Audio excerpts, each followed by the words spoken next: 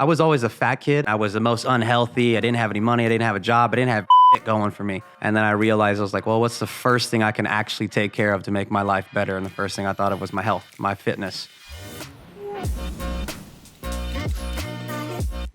All right, welcome to Be Frank podcast. Today we have a special guest. We're gonna talk about health and fitness.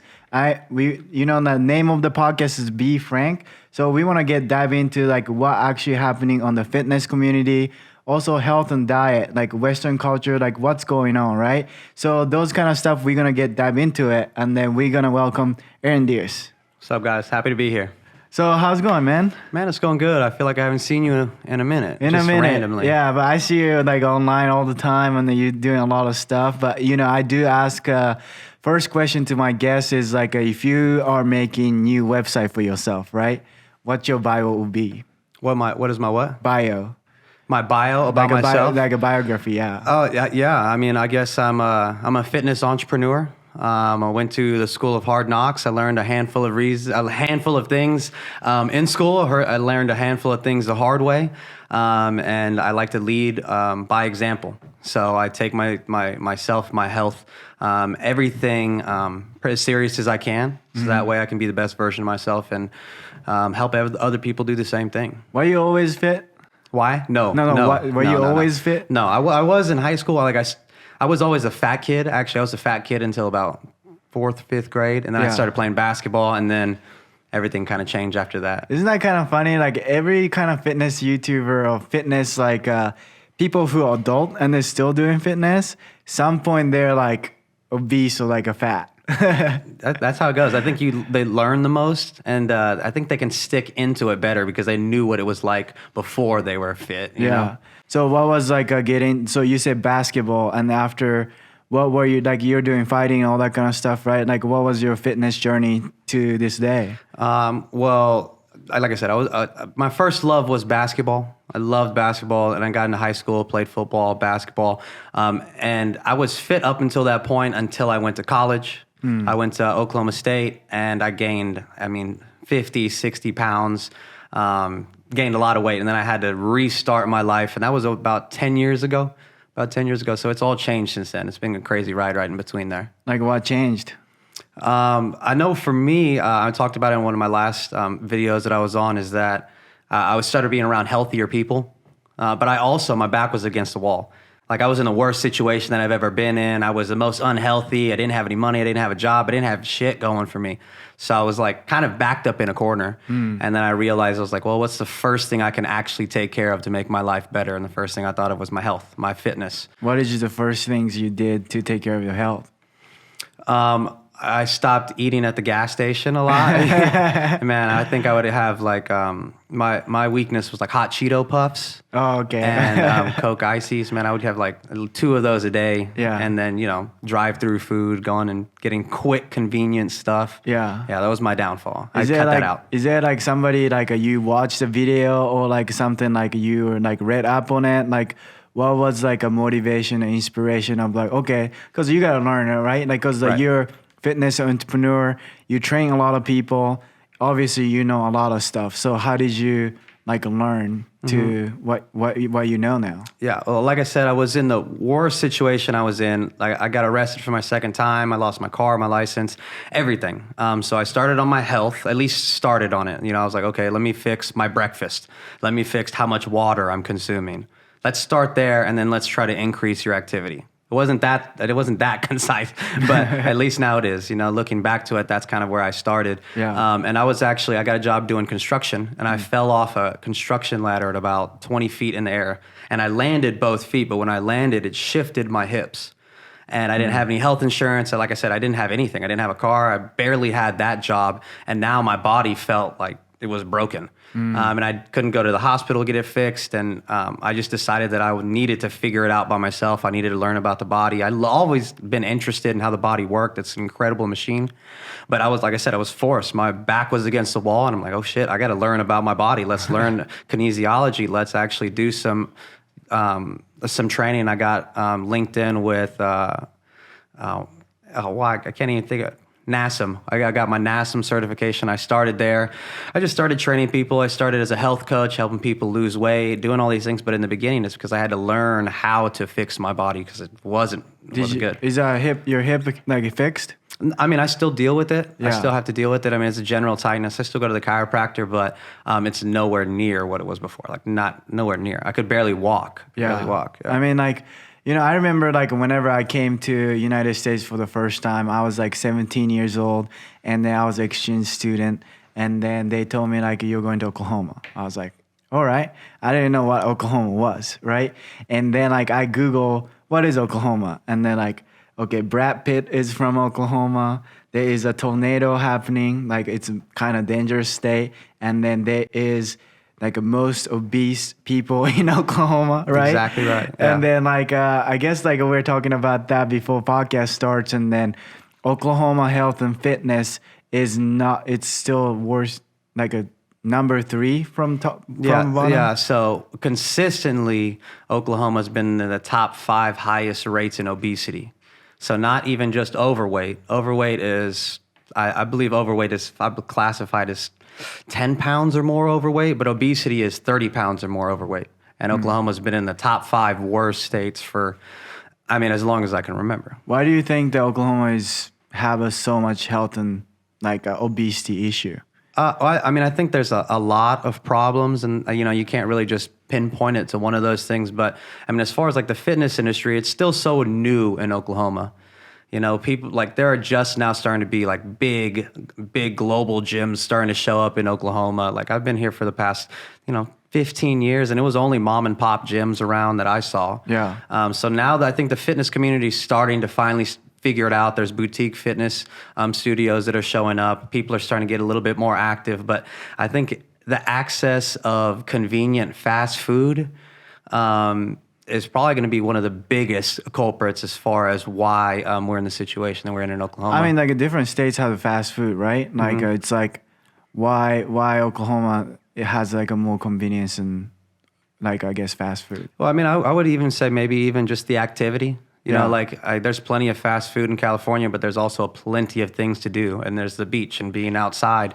And, Oklahoma's like sometimes it's 110 degrees, it feels like outside, Oh, so yeah. nobody's going to be out there in that. And, there are tough winters, but I just think the sedentary lifestyle is just starting to be more and more prevalent. I mean, it's gotten worse and worse and worse because of all those situations. Yeah, and then I wonder too, like maybe like Oklahoma has like a most fast food like locations maybe because like everywhere you go you can see it like Chick-fil-A, everywhere. Brahms and all that kind of stuff. Yeah. And then like I was like looking into like a vegan restaurants and stuff, like there's some but not as much as like a California or any sure. other states offer. Maybe Yeah. that stuff too. And then also like people drive cars and then we don't walk, right? Right. I think there's a lot of things to do that too. But like it's interesting to me, you said about people consider overweight is a 10 pound over, right? And then obesity is 25, you say? It's 30 pounds or more overweight. 30 pounds or more. But like whenever I went to, the other day I went to F45 and then I did like a in shape, like a weight calculator, like a vibration. In-body scan. Yeah, we so have one of then those. like that lady was telling me like a BMI doesn't really show because like LeBron James is tall, but also like have a lot of weight and a lot of muscle. Right. And then so he is considered as obesity, right? So like how can regular people can see, okay, I'm overweight or I'm obese? I mean like I guess they can feel it, but like what is like how can they tell like Yeah. if they're overweight? Well, that's a good point because if the standard of metric is the BMI, your body mass index, Yeah. what that simply does is it's just a calculation of height and mass. Right. So it doesn't take into consideration what that mass consists of. Like a running back in the NFL is considered extremely overweight and obese by BMI, but they're probably like Saquon Barkley, yoked. But if you Yeah. went off of BMI, he's probably like maybe one of the worst out of all of us because he's so, he's so stacked. Yeah. So if we're going off of that metric, which I hate that metric. I never Yeah. use that with my clients. I like brush over it really quickly. Yeah. It's really like I always go towards the body fat percentage. Body fat percentage is going to be the easiest. For men, you want it to be, I say recommended, an ideal body fat range for men is in the low teens. Yeah. For females, you're always going to be about 10% higher just naturally because women, you need more body fat. That's just how it is. Men always have more muscle mass. It's just how it is. That's how we were designed. So for women, I always recommend to be in like the low 20s.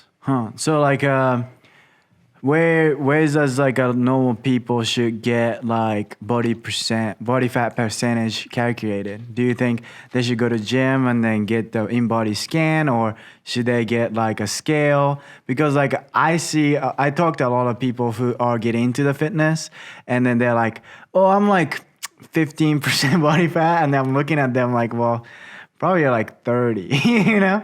But like most people doesn't have idea, and also they lie to themselves of like, oh, I'm not fat or I'm not obese. It's really easy to do that. What do you think that would be the best for new people to go to, or like a buy scale? What do you recommend? Yeah, I mean, I love the InBody. That's the machine that I use. That's the machine that I have in my at my gym. So I recommend that. You can find those typically around the metro, and they'll have them in doctors' offices or performance centers, things like that. But the InBody, I love that. I don't like at-home body measurements. I typically don't. I just don't. Why is that? I just don't know that they're going to be as accurate. And you know, so I know that the InBody it's one of the highest standards. You can always go more. I think the highest accuracy is like like an aqua pod where you actually like submerge yourself into water and your buoyancy measures it. And Yeah. that sounds expensive as fuck, right? You can't do that. So the InBody is like $5, $10. You can find a scan in the city pretty easy. Yeah, so you said like you find the body fat percentage to be a measurement of the obese or overweight, right? So what is considered overweight or obese for body fat percentage? So I would say for males, I would say probably at the 20% body fat range, you're probably considered overweight. And then I would say above 25, somewhere in between 25 and 30 for obese. You know, and then for women, it's the same thing, except I would shift everything about 10 percentage points. Because again, like women are always going to be a little bit higher. Yeah. So that same difference, if 20 is to guys, that 10% difference, you would just shift that over to the female. So overweight, probably about 30%, obese, 35, 36%. Yeah, so like whenever they're overweight and they're obese or whatever, like, you know, a lot of like a culture is saying like, you know, everybody's beautiful and everything is good, and then they don't have to work out and all that kind of stuff. But, you know, you're a fitness guy, obviously you support fitness, right? So like, what do you think about, do you think if they are okay with being overweight, do you think that's okay? Or do you think that, you know, that's for health purposes, like they should? Right. I think I have a couple things to say about that. I think that if you ask somebody and they automatically say, "Oh, I'm a 10," I mean, that doesn't leave you any space for growth and progress. And as far as anything I'm concerned in life, finding happiness or finding purpose, you need to find that in the process of becoming, of just being. And if you're already the standard and you're overweight, then like I think subconsciously, mentally, and even consciously, you're not going to be able to find the opportunities to get better because you're just always going to be telling yourself, oh, I'm already here. I don't need to do that. I'm okay. So I think that's dumb as shit. But as far as their general health, like we know that you're at higher risk for chronic illnesses if you're above a certain body fat. Like that's something that automatically happens. You know, if your visceral fat is at a certain level, you're probably at a higher risk for diabetes. If you were overweight and unhealthy during the COVID crisis, you were probably at a higher risk of passing away, or anything in life about like health and fitness is going to be based on how healthy you are and how you can fight disease. The healthier you are, the better chance you're going to have to fight. Yeah. And then I think like sometimes like I've been in like into like a fitness for a while now, and then whenever I've been talking to a lot of people, like fitness people, but also not fitness people, and then they kind of like giving the fact of like, yeah, like you're into fitness and then like you push yourself and all that kind of stuff is good, but some people are not into that, and then some people just like they play music, they play like writers and all that kind of stuff.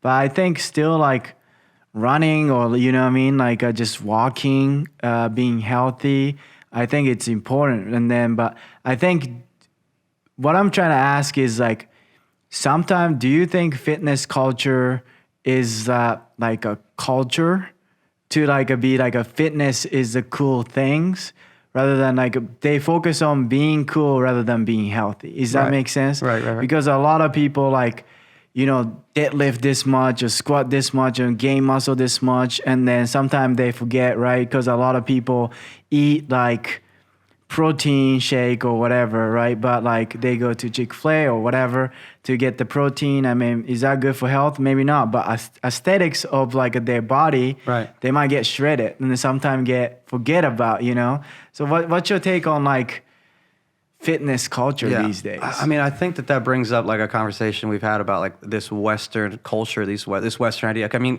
if you ask, let's just go back to like, let's say the Greeks. The Greeks, they loved philosophy, but they equally loved being healthy. Yeah. Like that, it was a standard on both. That's why they call Greek God. Yeah, I mean, it's like, that's exactly right. So it's like, okay, well, let's just even think about that. Like you weren't just being fit to be cool, you know, in Greek culture. Yeah. Or even we can go even more Eastern with yoga, just yoga being a standard, and that like with stretching and your breathing and all the benefits that yoga can provide. Like people weren't doing yoga in Eastern culture when it started because it was cool to do, you know? Yeah. But now in the Western culture, I mean, it is almost kind of caught that. You know, where it's like, hey, I'm going to the gym, and you like almost shun people away, and that's like this bully culture that we need to try to get rid of, which is a lot better than I think it used to be. Yeah.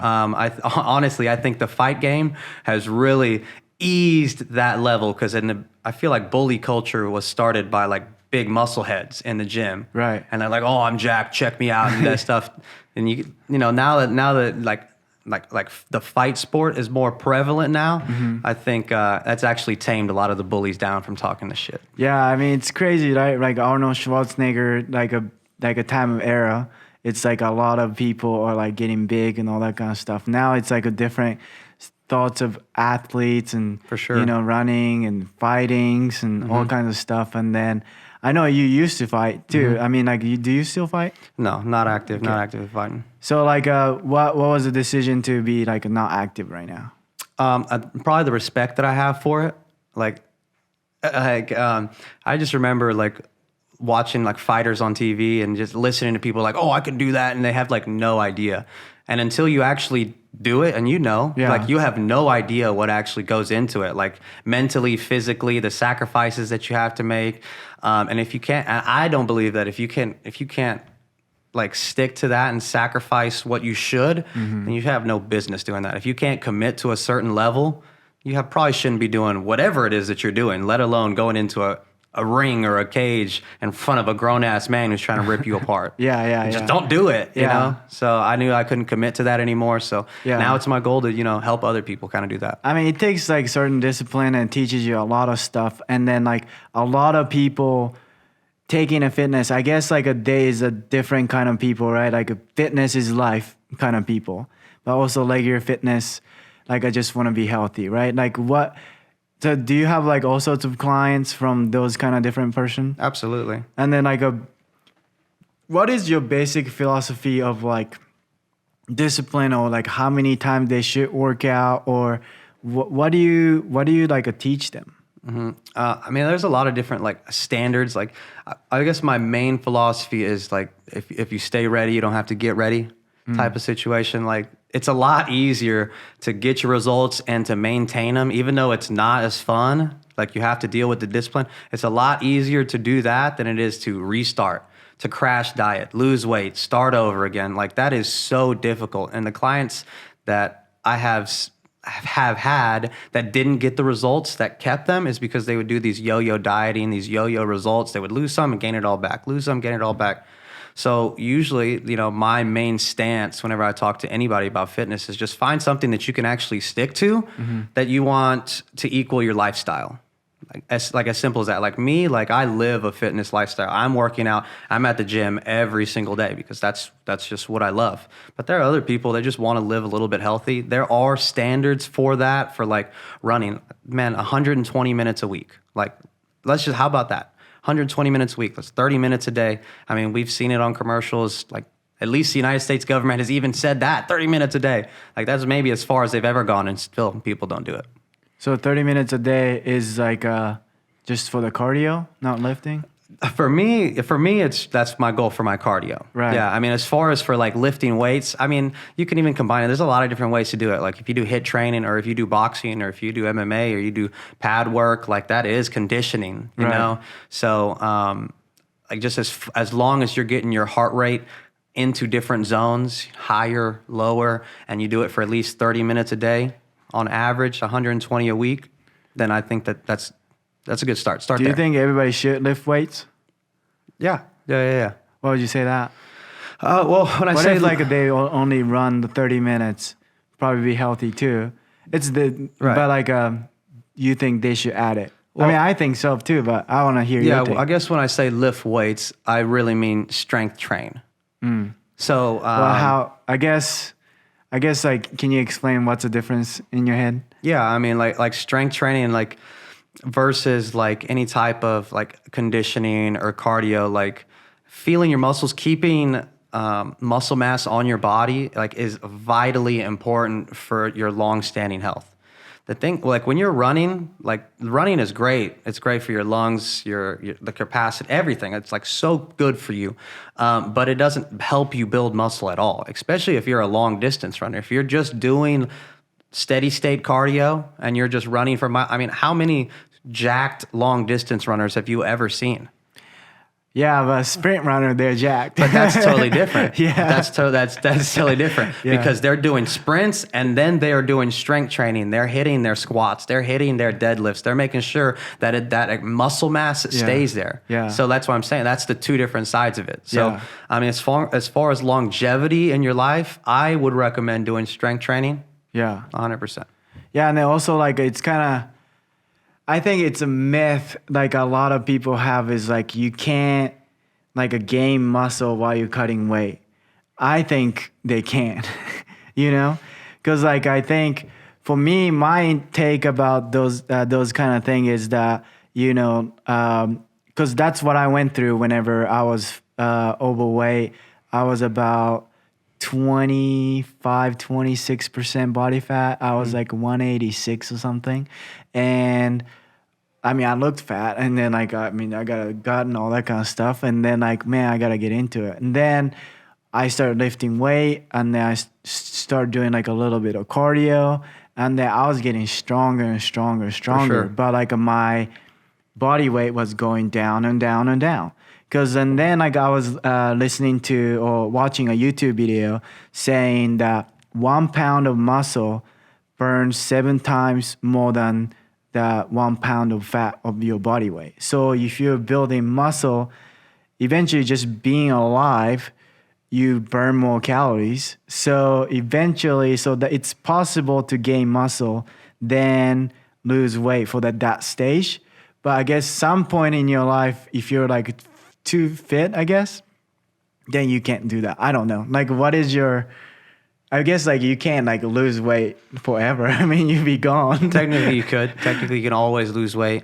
But I think when I think about that. Why would you say that? What's that? Technically lose weight all the time? Yeah. Well, I mean, there's just a lot of different research. Like one of the myths that I hear a lot, and I still want to talk about what we just did, what talked about is that, that people they're not eating enough calories. That's why they're not losing weight. That's the dumbest shit I've ever heard. You know, I'm just the dumbest shit. Like your body, like you can't trick your body. Your body's going to try to figure out what it needs to do. If you starve yourself and you don't eat, your body's going to figure out what it needs to pull from. And that might be your muscles. It might be a lot of things that you don't want it to pull from, but you're still going to just continue to shrivel away. Yeah. Like people that stop eating and they say, or like they're going to always lose weight. So these people that are saying I'm not eating enough calories, that's why I'm not losing weight. That's totally false. Yeah. That's totally incorrect. Yeah. But what you were saying as far as losing muscle mass, losing weight and gaining muscle. And in the beginning, there's newbie gains. That's what everybody should be excited for. If you've never been in the gym, everybody should be excited for newbie gains. And it's really simple. It's when your muscles are dormant and they haven't been used, and then you start using them, they're supercharged for like the first 2 months, 3 months. So it's awesome to be able to commit to the gym for 90 days when you first start lifting, because that's when you see the biggest results. And exactly what you're talking about, like you plateau at the end. I mean, it's not like linear, like you don't get better like this whenever you start in the gym. It's like straight up and then it plateaus across. So everyone should be excited about getting into the gym now and committing to 90 days, not 3 weeks, not 4 weeks, but what 90 days looks like. Because in the beginning, you're right, you can gain muscle mass and you can lose body fat because you have a lot of space to grow. Is that a myth? Like I heard that like a newbie gains is like a kind of lasts like a year, and then like a first year of lifting weight you can gain like 15 pounds of muscle or whatever, and the second year goes back down to like 9 pounds. And then if you're eating super correctly of the protein intake, and then most of you can gain muscle from 3 years out without taking steroids or something like that. It's like 3 pounds of muscle every year is like a truth. Is that, do you agree or? Yeah, I mean, I guess that's almost kind of what the chart was saying. It's like that you will see big results in the beginning when these things are dormant. Like that's the same thing whenever I talk to any of my athletes and we're trying to increase their performance. Like one of my main goals for brand new athletes is to help them fire off all their muscles that they never used before because they were never in the correct situation to use them. So same thing, whenever they do something, when it's like a balancing exercise and doing something as simple as that, like stand on one foot and do bicep curls, you're going to use totally different muscles and you're not going to be able to lift as heavy a weight just because your balance is off. So something as simple as that, you'll see drastic gains because you're in a new environment that your body's not used to. That's the same thing whenever you get into the gym and you pick up your first weight. Like your body's not used to that. And once it does figure it out, your body will pick it up quick. It will. But just as you know, just as anyone knows, it always gets more and more difficult. The more weight you lose, when you get to the end and you're trying to lose the last couple pounds, they're always the hardest. Yeah. Always. Like That's how it from goes. like 10% body fat to like 6% or whatever. Yeah, that's brutal. If you ask anyone to do those last 5, they hate their life. Yeah. They hate it. What do you think about that? Because like whenever I was like, man, I didn't like work out for like 5 days or whatever sometimes, and like I'm like, oh, I'm going back, and I feel like, oh, I'm pumped, more than. Is that kind of like a igniting newbie gains, or like it just like mental? No, yeah, I wouldn't say that it would ignite it, especially if you've been exercising like that. But that is one thing that I do want to say is that one of the most common mistakes that I see in the gym is taking like a week off of vacation or whatever, and they haven't been in the gym for a week or so, and they go back in and they go all out. Like that's a terrible idea. Just don't do that. My philosophy, I know that you're excited. I know you feel like a fat piece of shit. I get it. But you're going to work out really hard. You're going to just kill yourself in the gym. You might pull something because you're being too hard on yourself or what, like work your way back in. Like my philosophy is always going to be to like try stay ready so you don't have to get ready. Like just find something you can consistently stick with that's progressive instead of going crazy and then going back down. Crazy, just avoid that. I mean, discipline is like a small one step at a time gets the most result kind of deal, right? Right, exactly right. I mean, like what do you recommend for macros? So like my thing is always protein intake and then figure it out. I mean, like that's kind of what I do from like, like a protein intake is one gram per pound, but like almost like I do 0.8 times pound. And then I'll figure it out fat to my body weight times like 0.3 on the fat. So then after that, all carbs. Like how do you calculate macros?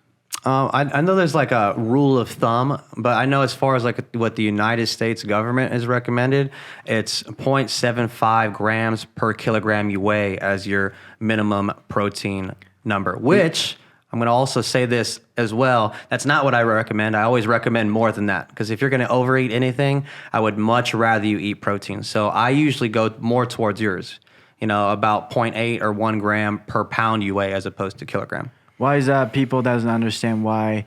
I think people know protein is important, but why, from fitness expert perspective, why is a protein is important?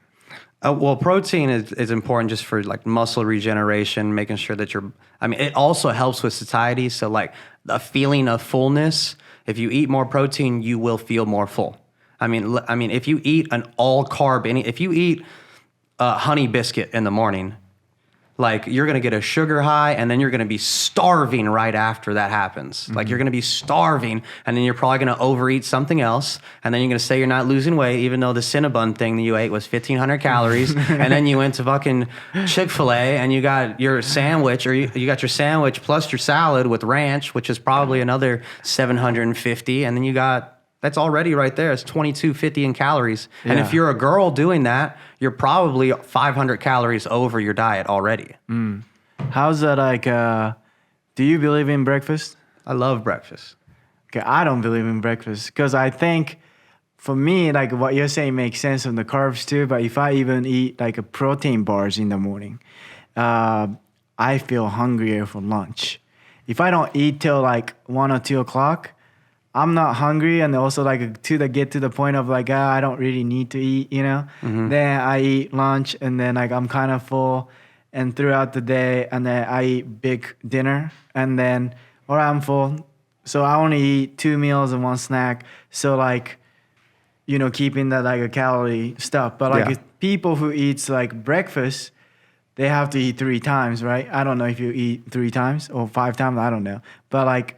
That's kind of my take on like intermittent fasting is like works for me because I want to eat what I want to eat. Right. Rather than portion control and all that kind of stuff, I like to be full. Mm-hmm. So I don't eat breakfast. Right. Well, I mean, that's a great point on a lot of different things. Yeah. First, you also asked me like questions about protein. Like also check your protein bars. Like, quit trying to convince yourself that a peanut butter sandwich is a protein snack. Like, quit trying to do that. I hate that shit. because I used to eat Cliff Bar as a protein bar. Like, protein bar. And, like, what does that mean? It has 7 grams of protein in it? Like, it's not a protein bar. And then 30 grams of sugar or something. If you look at the back of the label on a protein bar, and protein is the least out of all the macros, it's not a fucking protein bar. Yeah. It's like that simple. If there's like 20 grams of carbs, 10 grams of fat, and 7 grams of protein, which is a lot of different protein bars that are out there, it's not a protein bar. Man, it's a fat and calorie bar. Have you realized the convenience store has like a 2 protein bar aisle? Like one like a real protein bar. Yeah. And then one is like a sugar protein bar. Yeah. And 7-Eleven does a great job for that. Yeah, but like when you're talking about like the diets, I'm glad you bring that up because when I'm at my best, I am doing a version of intermittent fasting. I mean, there's only 3 ways to figure out how to change your diet. There's only 3 things that you can manipulate. It's your how much time you're spending eating, time restriction, how much food you're eating, and then what kind of food you're eating. Those are the only 3 things that you can focus on to change your diet. How much time you spending eating? What do you mean by that? Like intermittent fasting. Hey, okay. I have an 8-hour window to eat this many calories. Yeah. And then you can probably have a burger and some protein shake. But if that's your 8-hour window and you have that and you hit your macros, that's great. And that's the plan that works, then you need to stick to that plan. Like my philosophy on calories is that regardless of whether you're eating 12 hours a day or 8 hours a day or 4 hours a day, whatever, if you're still hitting your numbers, at the end of the day, it's still a 24-hour day cycle. Like regardless, it's like, what did you do in those 24 hours? That's the same thing when people talk to me about, I can't eat at night. Like I eat at night. When I'm at my best, like with fitness, I do a time restricted eating. So that's the one thing that I focus on. I start there. And I know there's people that tell me like, well, you shouldn't eat at night. I'm like, that doesn't matter because it's within a 24-hour time period. So whether you had those calories in the first 4 hours or the last 4 hours, within those 24 hours, you still ate the same amount of calories. Yeah. So as far as that formula is concerned, it doesn't care about when you ate them. It's what diet can you stick to your certain calorie and macro numbers whatever that you can stick to consistently, that's the right one and that's the best one for you. Yeah, I think I totally agree. Like a lot of people try diet for like a month. And like, oh, I don't see the progress. I'm like, I don't think you're going to see it, bro. Exactly. You know, like it's going to take like 6 months to a year. And then like this is kind of what I tell like people who like ask me stuff. It's like, okay, first 3 months, you're going to lose some weight, you know, and then like you're going to notice like a little bit like you getting healthier. And after 3 months, and then maybe your like girlfriend or your people who are like next to you will start noticing.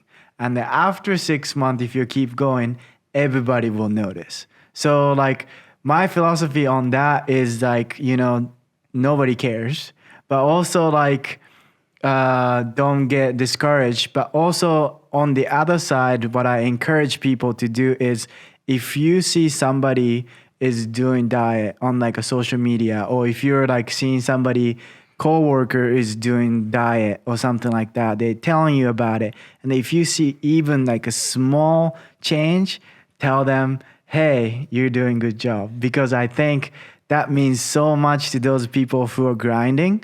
So I think that's like kind of like what I tell all the people to do, and I try to do that to people, you know, Yeah. hey, you're looking jacked or whatever. Yeah, I'm going to start saying that. I'm going to start making sure to tell people that too. That's a great plan because, I mean, whenever I was on my weight loss journey, there was a couple moments where I was ready to just like give it up and go back into my habits. Like there's a couple of times, and maybe that exact time whenever you told them, hey, I noticed this, that's exactly what they needed just to refill themselves, to be able to stick with something that might change their life forever. Yeah. You know, as far as a diet, I love talking about this, and I don't know if I'm going to pronounce it correctly, but the root word of diet is diete. Okay, it's Latin, diete, I think. I don't know. That's why I said I might have just butchered that. But meaning a way of living. So that's where diet came from, is a way of living. And I mentioned this earlier on the podcast, is that whatever diet you want to live by, that diet should be fueling the type of way that you want to live. So if your diet is full of shit food, eating terrible stuff, then your way of living that you're asking for is probably exactly how you feel. I mean, you probably feel like shit. You probably don't have any energy to do things. You probably don't, you know, there's no anything. But, you know, if your way of living like mine is like, hey, look, I want to be out there. I want to be active. I want to be in the community. I want to make sure I feel good, do that. Then my diet must also be something that correlates with how I want to live. I love that. I mean, have you seen documentary called Game Changer? Maybe. Is that the vegan one? Yeah.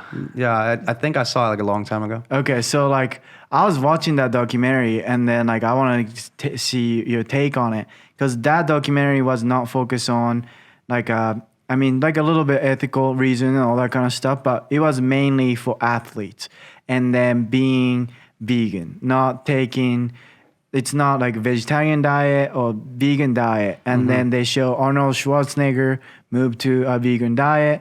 All those like UFC fighter like Nate Diaz is vegan. And then also like they had a like NFL player. Yeah, basketball players. Yeah, watch like it was kind of crazy to me. Like NFL player eat bean burrito and then beef burrito. Like there's a 3 NFL player and then 1 ate bean burrito. And then they take the blood and then they do like circulation, and then like a top of like here's like a liquid you can show, and then like all the people who ate beef is like it was like dirty, and then next day they all eat bean burrito for the dinner, and then everybody's bloodstream was like a lot clear. And then what that documentary was talking about is that protein doesn't really comes from, I mean, it does come from meat and then like a beef and all chicken, all that kind of stuff. But beef and chicken eats vegetable. So like the source of protein starts from vegetable, and then chicken and meats, all that stuff is just a middleman. Yeah, it's to like your a body. derivative of it. It So came like from it. I'm kind of thinking about like changing to vegan, like try it out for a little bit and then like see how I feel and all that kind of stuff. And then there's a lot more research, and then also that documentary was talking about what we are talking about is like food industry, fast food industry, like they say, eat meat, eat burger like a man, right? Like it's like everything else is like a very, very commercialized, and then it's like a smoking cigarette. Like you smoke cigarette, it's cool looking, all that kind of stuff. They ban it.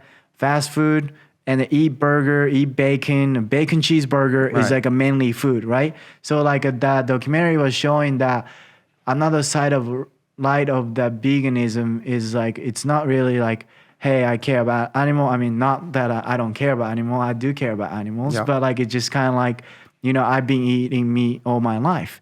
But like, so like, I was like, what's your take on like, do you think the protein can come from vegetables and then the whole foods, and rather than meat, and then still get jacked?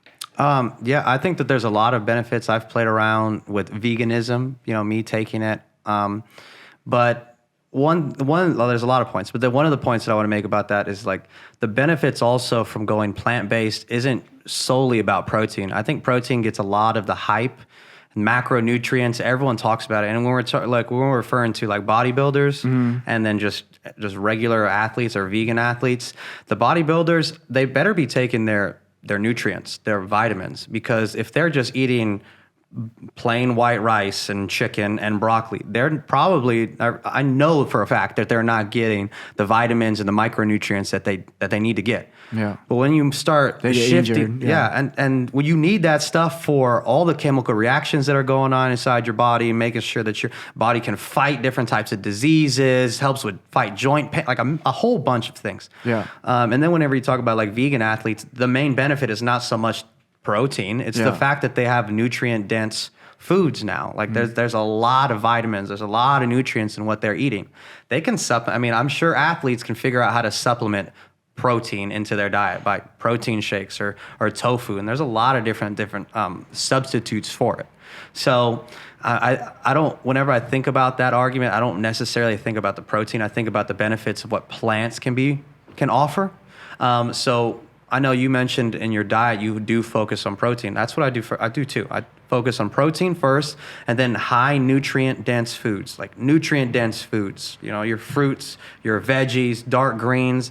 Focus on putting those two in your diet, and then fill in the holes after that. I mean, there's so many nutrients, but like, what do you say high density nutrients? Like, what is your focus on nutrients exactly? Like a vitamin D, vitamin B12, like what is your focus on? I mean, I try to get as many as I can. You know what I'm saying? I mean, all the A, B, C, I'll get my B vitamins for energy. I mean, you definitely need all of those. So, I mean, there's plenty of ways to get them. I mean, it could just be as simple as, a multivitamin, but just making sure that you get all different colors of food even. Yeah. Like I said, I mean, if you can get, dark green foods, red foods, yellow foods, something like that with your diets, that's going to help out cover. What's that? The different color of the vegetable matters? Typically, different colors have different things in it. Like all the dark green leafy things, they're typically going to have the same type of vitamins. Oh, got you. Mm-hmm. Huh. Same I didn't thing know with different that. colors. So you did vegan? Yeah. Are you vegan? No. Oh, okay. Mm-mm. So how did you feel, and then like why did you switch back? Well, I love meat. I love How long fish. were you vegan? I think I made it to like 2 months. Yeah. 2 months, and then like I dabbled in it. I know one of my girlfriend, she was vegan, so I was eating a lot of vegan dishes, and I also saw like the struggles of how hard it is to eat in Oklahoma and be a vegan. Like really hard. Yeah. It's really hard. I mean, in California and Colorado and other places like that, it might be a little bit easier. Yeah. But in Oklahoma, it's meat here. Yeah. How did you like calculate your strength stuff, and then like how you feel while you're vegan? I didn't. Oh. I didn't. I was already pretty healthy at the time, and I kind of was just experimenting. I went through this phase of like experimenting with different diets just to kind of see which one I liked the most. I did keto, I did strict intermittent fasting, I did vegan, I vegetarian, pescatarian, and paleo. I loved all kinds of different diets, but then I started, recognizing what I could stick with, what foods I actually liked, and then I just stuck with that. I mean, last thing I would like to kind of ask about the fitness stuff, nutrition stuff. I preach drink water. But where do you put the drinking water in your health? Well, first off, it's the freest thing that you can do. So people are like, oh, I don't have money to get healthy. I don't have money to, bullshit. You can drink water. You can start by drinking water. How about just start there? That's the freest thing you can do. How about you start walking outside and walking a block? That's the freest thing you can do. Like money, don't tell me that money is the reason holding you back. Yeah. It's your discipline. It's up here. And as far as the standard for water, 1 ounce per pound you weigh, or half your weight in ounces of water. Half your weight in ounces of water. I think that's pretty standard. I think I explain to the people about drinking water is body 70% of body is water, and then you need a water is a kind of gasoline, for your body. And then whenever you start drinking water, a gallon of water a day or something, you get a little bit puffy because your body wants your water intake. So they will take your water and then you hold on to it.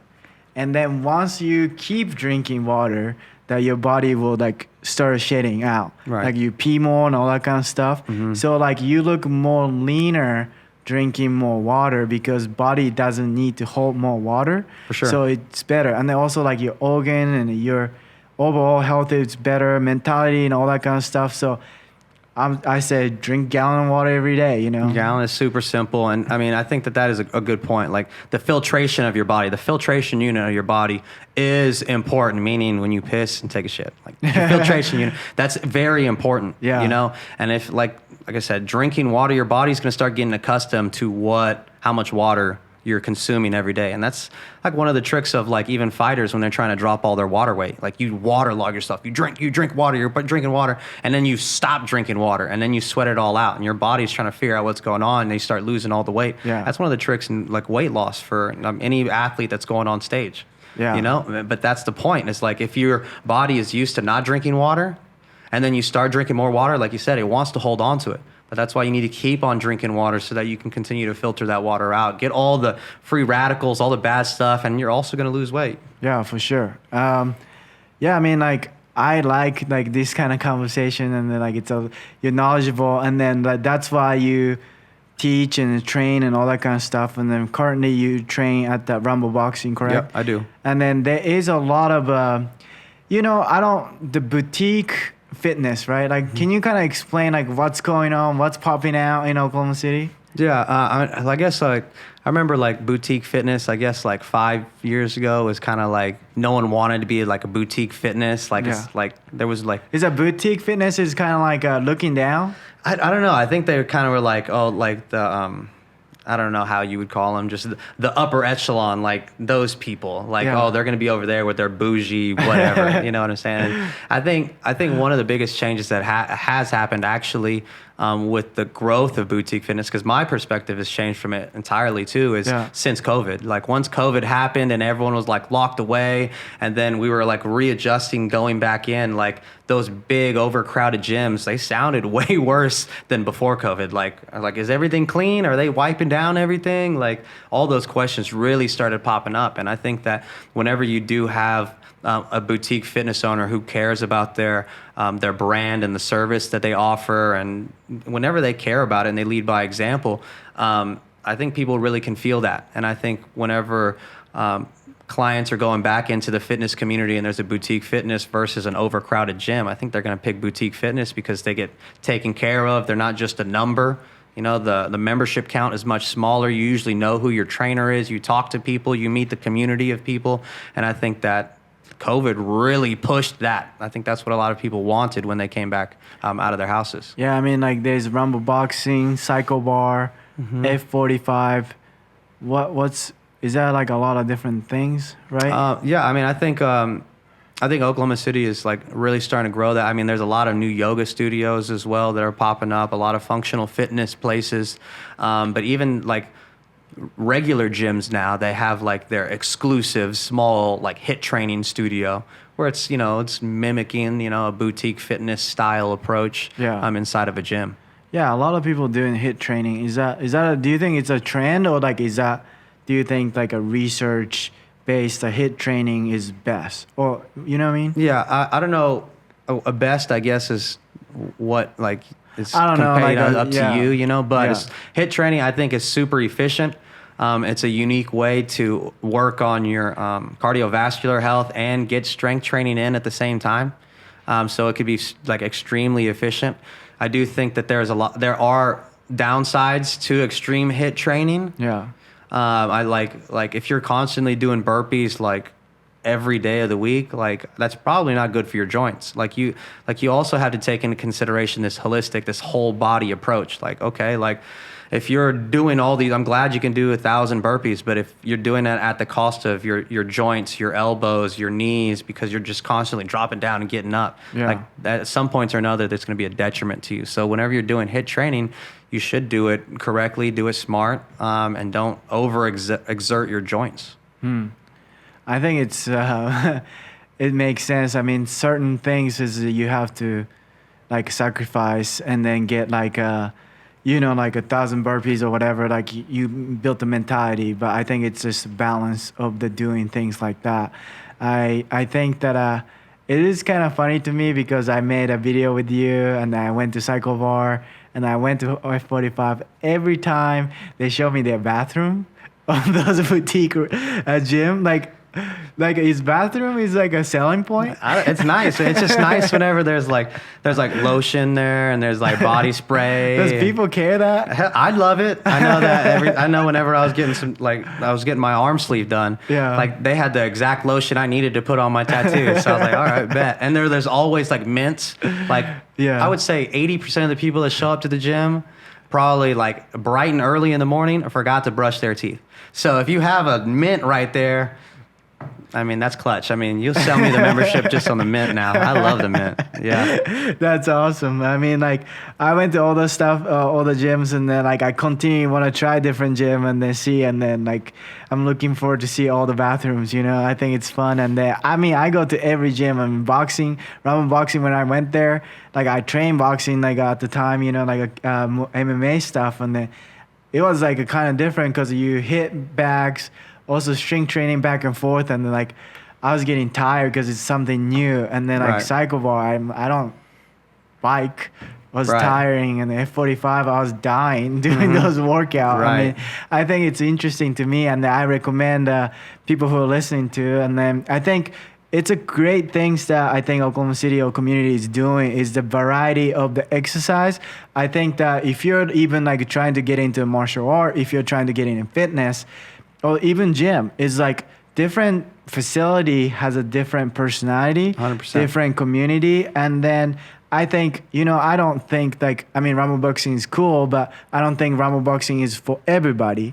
So like, I feel like that there is so many varieties. So like, if somebody goes to one facility, oh, I'm done with fitness, I think there is so many choices. 100%. So they should just go try it out and what they like, and then just stick to it. And I would, more times than not, if you're a brand new person walking into a gym, they're going to have some intro offer or some free day pass or something. So it's like you're the reason you're not getting in shape and healthy, because they're like, they want you to show up and get in there and to try it out. And so there's no reason for you not to be working out. And like you said, like there's a million different things. Like I never thought that I would have taken any fights. Like that's not the type of person that I was. I like doing strength training. I barely liked HIIT.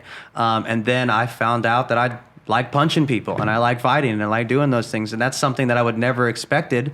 But I found that out when I was 28 years old. Yeah. You know what I'm saying? And now I love it. Now that's what I do every day with people. You know, my general philosophy for fitness is like I want to do the least amount possible for the highest results possible. And I want to love what I do. Yeah. Like that's like do the least amount of work for the highest results possible. So whenever you're doing however many reps of something, do the best however many reps you need to do. Yeah. Don't just try to hit a number. Yeah. Do it the best that you can so you don't have to do extra shit to get the, like, if you do it better in the beginning, you're going to have better results than if you just went crazy and you're just doing it for numbers. Oh, yeah, for sure. I mean, end of this, the podcast segment, I do ask 2 questions to everybody. 2018, what were you doing? I feel like I just graduated college. And I was moving to Oklahoma City, maybe. Got you. So what advice would you give yourself to 5 years ago yourself? What would I give him now? Yeah. That I would have, so the advice I would have given myself then that would have helped me during those 5 years is probably just to value your time. Value your time with whatever it is that you're doing, because I don't know, like, I don't know if you assume that everyone's out there to help you out. There are a lot of people that are going to help you out, and you're going to run into a lot of those people. Well, you'll run into those people, but you might run into people who are like that care more about themselves, that see you as an opponent, that aren't really in your corner. Even if they're in your circle, they might be in your circle, but they're not in your corner. And I didn't value the time that I was spending a lot of moments. Yeah. So I would have told myself to spend more time with yourself, spend more time being intentional with your time, and start making sure that you're like, you're asking the right questions to the right people to make sure that they have your best interests at heart. I love that. I mean, how do you spend time with yourself? Man, I just honestly, I go home and I have a dog, so I usually try to spend some time with my dog. I do love NSDR, NSDR? Yoga Nidra. So they're like mini naps, essentially. They're guided meditations, like something that I can recharge myself, because in the fitness industry, you're always like you're giving energy constantly. And you cannot continue to do that and be in the fitness game long if you don't know how to recharge your battery. Makes sense. What about, how do you see yourself in 5 years? I see myself in 5 years doing what I'm doing now. I love what I'm doing now. I want to scale. It from what I'm doing. I want to go international. I'd love to have international business for myself. But let's see, that's 38 years old. So I guess international business, started a family, traveling to and from Mexico, and still killing the fitness game, loving the fitness world. Perfect. How can people find you or support you, or like go to Rumble Boxing? Like what can they do to find you and support you? Yeah, come to Rumble Boxing. I teach 4 classes. If you want to come check out a class and you've never been to one, hit me up. I got a free class for you.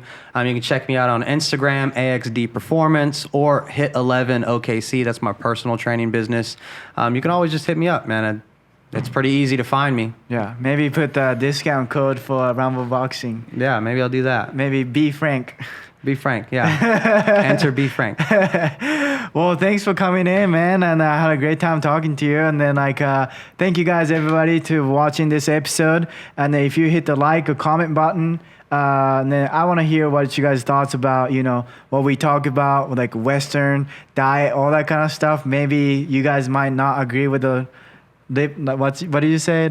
The way of life? A way of living. The way of living. So I would like to hear about that. And then if you hit the like button, subscribe button, it will help me to spread this episode to other people. I think some of people who are getting into fitness might be, they might need a little bit of encouragement. So I appreciate that if you do so. And then if you guys are listening to this podcast in the podcast platform like iTunes or Spotify, give me a 5-star review. That's going to do some good as well.